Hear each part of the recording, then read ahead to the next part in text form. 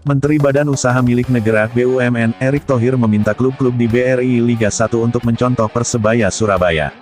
Sebab, menurut Erick Thohir, Persebaya mampu bersaing dengan pemain-pemain hasil binaan dari klub.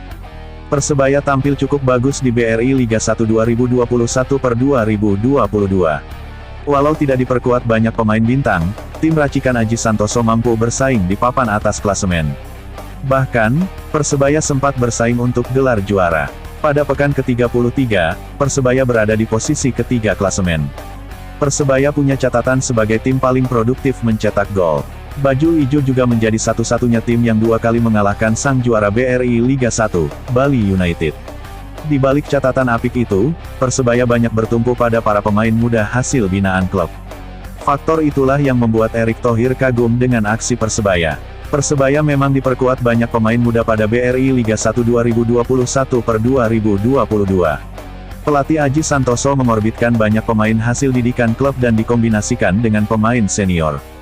Persebaya adalah contoh klub yang baik, selain punya nama besar dan basis supporter besar, kompetisi internalnya tertata rapi, jeli dan tidak boros dalam membeli pemain asing, konsisten dan stabil, punya target jangka pendek dan jangka panjang.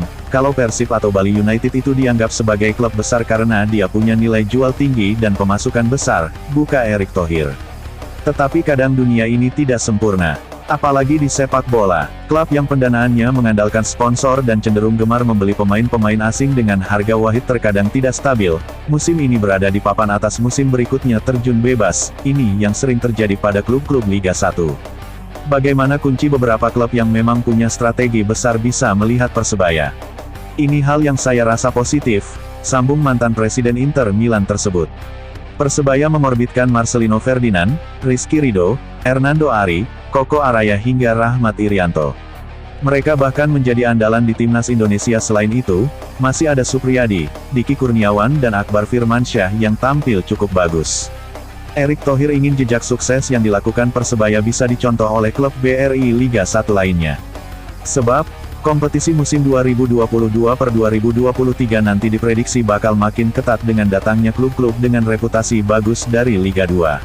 Saya rasa ini penting. Di liga itu ada beberapa klub besar, klub menengah.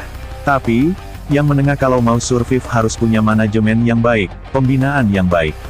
Itu yang saya harapkan, kata Erick Thohir. Tahun depan itu banyak yang dari Liga 2 juga bukan yang kaleng-kaleng, tegasnya. 3 klub yang akan promosi dari Liga 2 ke BRI Liga 1 adalah Persis Solo, RANS Cilegon FC, dan Dewa United.